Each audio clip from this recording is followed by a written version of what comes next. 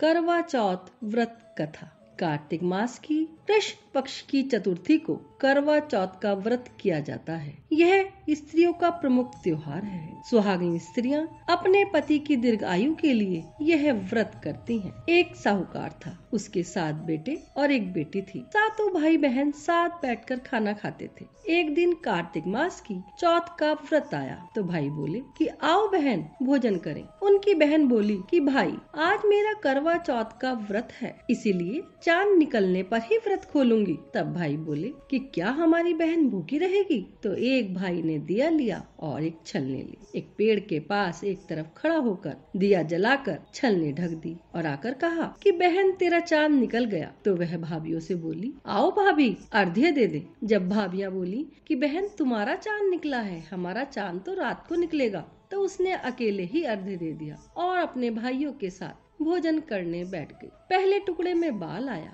दूसरी में पत्थर निकला और तीसरे टुकड़े में ससुराल से बुलावा आ गया कि जमाई राजा बहुत बीमार है, जल्दी से भेजो। तब माँ बोली कि साड़ी पहनकर ससुराल चली जा और सोने का टका पल्ले में बांध दिया। कहा कि रास्ते में कोई भी मिले उसके पैर छूती जाना और उनका आशीर्वाद लेती जाना। सब लोग रास्ते में मिले और यही आशीर्वाद देते गए कि ठंडी हो, सब्र करने वाली हो, सातों भाइयों की बहन हो, तेरे भाइयों को सुख दे। परंतु किसी ने भी उसे सुहाग का आशीर्वाद नहीं दिया। ससुराल में पहुंचते ही दरवाजे पर छोटी ननद खड़ी थी तो उसने उसके पैर छुए। ननद ने कहा सील हो, सपूती हो, सातों पुत्रों की माँ हो, तेरे भाइयों को सुख मिले। यह बात सुनकर उसने जो सोने का टका माँ ने दिया था खोलकर उसे दे दिया। अंदर गई तो सासू ने कहा ऊपर मुंडेर है, वहाँ जाकर बैठ जा। जब वह ऊपर गई तो देखा कि उसका पति मरा पड़ा है तो वह रोने चिल्लाने लगी। उसकी सास दासियों से कहती है कि वह ऊपर पड़ी है, उसको बंधी हुई रोटियां दे आओ।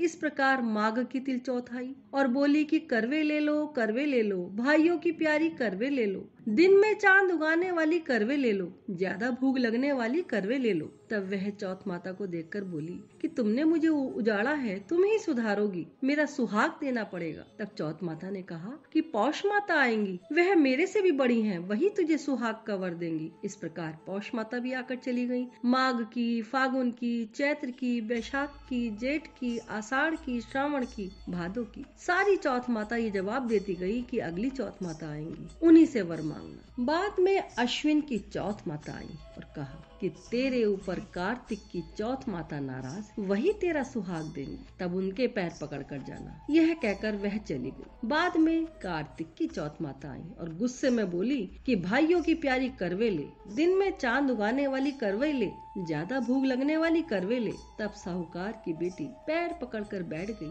और रोने लगी। हाथ जोड़कर बोली हे चौथ माता, मेरा सुहाग अब तेरे हाथ में है, आपको तो देना ही पड़ेगा। चौथ माता बोली कि छोड़, पापनी हत्यारनी, मेरे पैर क्यों पकड़ कर बैठी है? तब वह बोली आपने ही बिगाड़ा है, आप ही सुधारोगी, मेरा सुहाग देना पड़ेगा। उसके बार बार विनती करने पर चौथ माता प्रसन्न हो गई और आँख में से काजल निकाला, नाखूनों पर से मेहंदी और मांग में से सिंदूर तथा चितली अंगूठी का चीटा दिया। उसका पति उठकर बैठ गया और बोला कि मैं तो बहुत सोया। तब उसने कहा कहाँ सोए, मुझे तो 12 महीने हो गए, मुझे तो कार्तिक की चौथ माता ने सुहाग दिया है। तब वह बोला कि चौथ माता का पूजन करो। तो उन्होंने चौथ माता की कहानी सुनी, खूब सारा चूरमा बनाया। दोनों पति पत्नी भोजन करके प्रसन्नता पूर्वक अपना समय बिताने लगे। नीचे से सासू माँ ने रोटी भेजी तो दासी ने आकर कहा वे तो दोनों पति पत्नी आपस में खेल रहे हैं। सास देखकर बड़ी खुश हुई और बोली क्या बात हुई? बहू बोली मेरी चौथ माता रूठी हुई थी और अब वे मुझसे प्रसन्न हैं। यह कहकर उसने अपनी सासू माँ के पैर छुए और सारी नगरी में ढिंडोरा पिटवा दिया कि सबको करवा चौथ का व्रत करना चाहिए।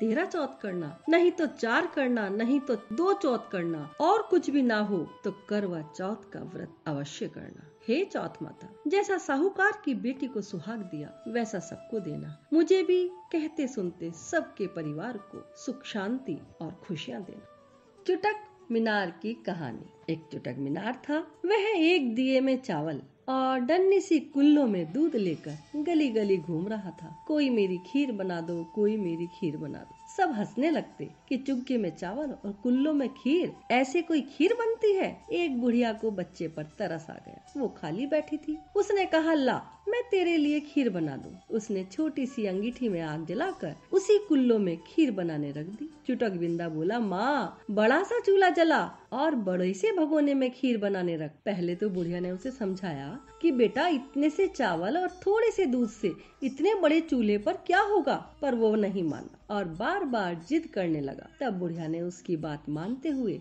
बड़ा सा चूल्हा जलाया और बड़े से भगोने में खीर पकने रख दी। भगोने में उबाल आने लगा। बुढ़िया के घर में जितने भी बर्तन रखे थे, एक एक करके सब बर्तन भरने लगे। उसने बुढ़िया से कहा, माँ खीर को सारे मोहल्ले में बांट दे। पहले तो सब मोहल्ले वाले हंसे कि चुग्गे में चावल और कुलिया में दूध की खीर से सारे मोहल्ले में बटेगी। पर जब सबने खीर खाई तो उन्हें बड़ी स्वादिष्ट लगी। बुढ़िया की बहू ने एक कटोरी खीर बांटने से पहले ही अलग रख दी थी। जब बुढ़िया खीर बांट कर घर आई तो उसने चुटक मीनार से कहा, आओ बेटा हम भी खीर चख लें। वह हंसते हुए बोला, माँ मैंने तो पहले ही खीर खा ली है, वह देखो मेरी कटोरी रखी है। अगले दिन फिर चुटक बिंदा चुग्गे में चावल और कुल्लो में दूध लेकर निकला। कहने लगा, कोई मेरी खीर बना दो, कोई मेरी खीर बना दो। उस दिन सब कहने लगे, लाओ हम बना दे, लाओ हम बना दे। फिर वह एक घर में हंसता हुआ चला गया। उसने देखा वहाँ पहले से ही बहुत बड़ा चूल्हा जला रखा है,